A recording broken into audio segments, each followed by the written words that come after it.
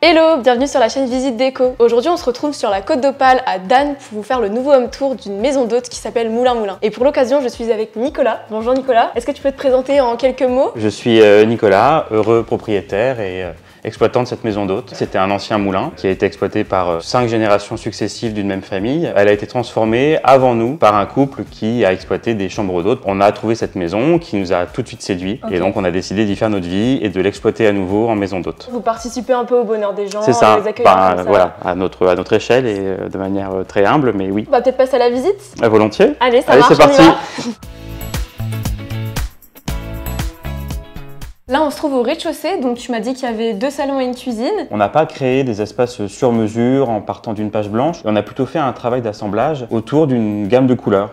On a aménagé des choses en les associant les unes avec les autres, des objets designer et des objets anciens. Et ce qui est magique dans cette pièce, c'est qu'elle est orientée est-ouest. La pièce change de couleur au fur et à mesure de la journée. Ce qui est important aussi, c'est effectivement qu'on ménage des vues comme ça sur ce plan d'eau qu'on n'imagine pas du tout quand on arrive. Et en termes de pièces de designer, quelles ont été tes associations? Parce que là, je vois par exemple ce luminaire qui est canon. C'est un joli luminaire dessiné par Constance Guisset. Cette même designer, en fait, a aussi créé cette table et qu'on a effectivement associée avec une réédition de chaises de Roger Landau.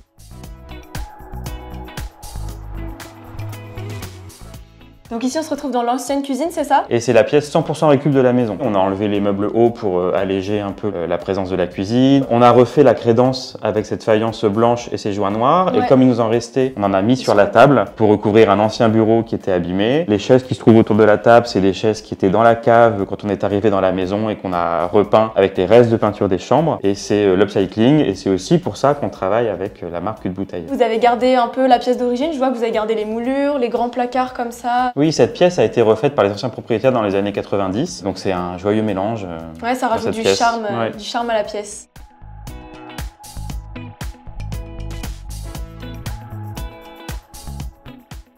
Là, on se trouve du coup dans l'ancien bureau. On a juste sorti un tapis qu'on avait remisé, qu'on savait pas où mettre. On a chiné une table sur le bon coin. Derrière nous, on a une petite bibliothèque, une belle armoire. C'est une armoire qui est dans la famille depuis très longtemps. Et à chaque fois qu'elle a changé de maison, elle a changé de couleur. Et donc là, en noir. Le noir, c'est une teinte que j'affectionne parce que ça crée toujours un beau contraste.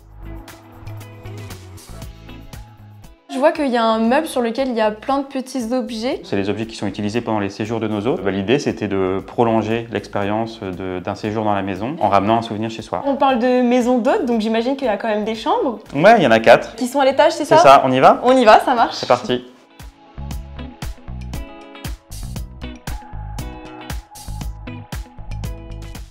Donc là, on se trouve dans la première chambre, c'est ça? J'ai vu qu'il y avait une petite pancarte avec écrit Eliott. Oui, c'est parce qu'en fait, toutes les chambres de l'étage portent les noms d'une de nos grand-mères. Est-ce que vous avez joué un petit peu avec les matières? Ce qu'on a voulu à l'étage, c'est vraiment partir sur des matières vraiment naturelles. On a la literie qui est entièrement en laine, tout le linge de maison est en lin. On joue aussi sur des matières qui varient selon les saisons. Là, en fait, on était sur une saison plus froide, donc on était sur des velours. Je vois le petit banc d'enfant. Alors ça, c'est une pièce chinée au marché aux puces du Touquet. Et c'est un canapé d'enfant de la marque Tonnet et qui contraste avec des luminaires chinés des années 70 en inox brossé. Il y a une belle tête de lit. On a retrouvé ça dans toutes les chambres, donc c'est une tête de lit en bambou. La salle de bain, pareil, qui se ressemble un peu dans toutes les chambres. Effectivement, on a des matériaux en commun, notamment au niveau du sol et des murs. La faïence sur le mur, qui est un zélige, et le même dans toutes les salles de bain. Encore une fois, là, dans cette chambre, on a la chance d'avoir une belle vue sur le lac. Oui, celle-ci, elle a la vue à l'est, effectivement, avec le lever du soleil sur le temps.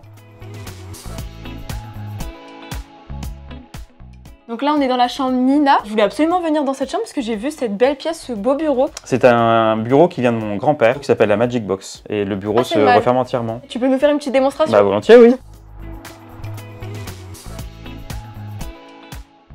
Je vois que tu l'as très bien décoré. On a cette jolie lampe et cette belle chaise jaune. Ça, c'est des produits qui proviennent d'une boutique. La chaise, elle vient de chez Ligne Rosée. Et la lampe, c'est une lampe HK Living avec un pied en grès et un abat-jour en soie, dans l'esprit des années 70. Ça se marie super bien du coup avec le bureau.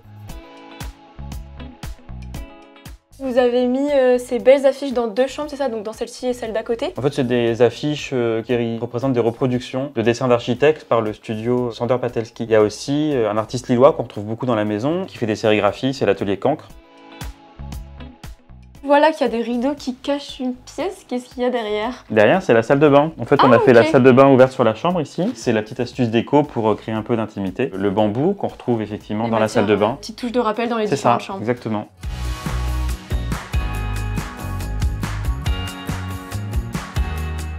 Donc ici on se trouve dans la 3e chambre, donc on retrouve, comme tu me disais, les éléments de déco. La petite astuce déco de cette chambre, c'est derrière toi, c'est cette porte ancienne qu'on a pris ailleurs dans la maison. Au niveau des luminaires, c'est toi qui les as fait, c'est ça, c'est ce que tu me disais? En fait, c'est des cloches qu'on a trouvées chez Emmaüs, qu'on a transformées nous en suspension de chaque côté du lit. On en a fini avec l'intérieur. Moi j'aimerais bien que tu m'emmènes dehors, que tu me fasses un peu faire le tour. Allez, go! On y va, c'est parti.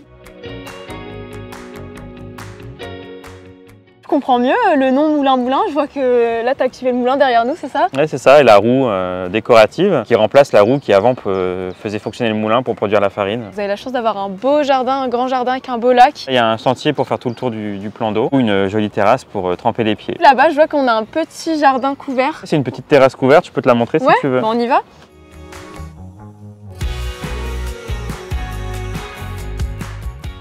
On termine cette visite du coup au niveau de la terrasse couverte. C'est l'ancien porche qui permet de faire communiquer les deux parties du jardin entre elles. Pour habiller un peu cette hauteur sous plafond, tu as rajouté des lustres en rotin, c'est ça? C'était pour profiter du volume et amener un côté un peu déco. On a habillé la soupente de la toiture avec les canages en roseau et on a mis ces grandes suspensions qui bougent au rythme du vent. Merci d'avoir regardé cette vidéo. Merci à toi Nicolas de nous avoir accueillis dans ta maison. Tu as des réseaux où on peut te retrouver? On a notre site internet moulinmoulin.fr et on a un Insta, Moulin Moulin Côte d'Opale. N'hésitez pas à liker, à commenter, à partager. Et surtout si vous avez des coups de cœur à nous partager, n'hésitez pas à nous le faire savoir en commentaire. Et moi je vous dis à bientôt. Je déteste quand je dis ce mot. Tu t'as fait. Et... Ma petite expression de grand-mère, 3 francs 6 sous. Ah oui, le mec a 40 ans et ça se voit, ça s'entend. À bientôt Nicolas. Salut Mélanie. Salut. Non. Pourquoi on s'écarte comme ça va pas. Je dis à bientôt du coup. Et je réponds ou je réponds pas? Je la pousse. Salut Mélanie. Tu la pousses dans l'eau? Non, non, non.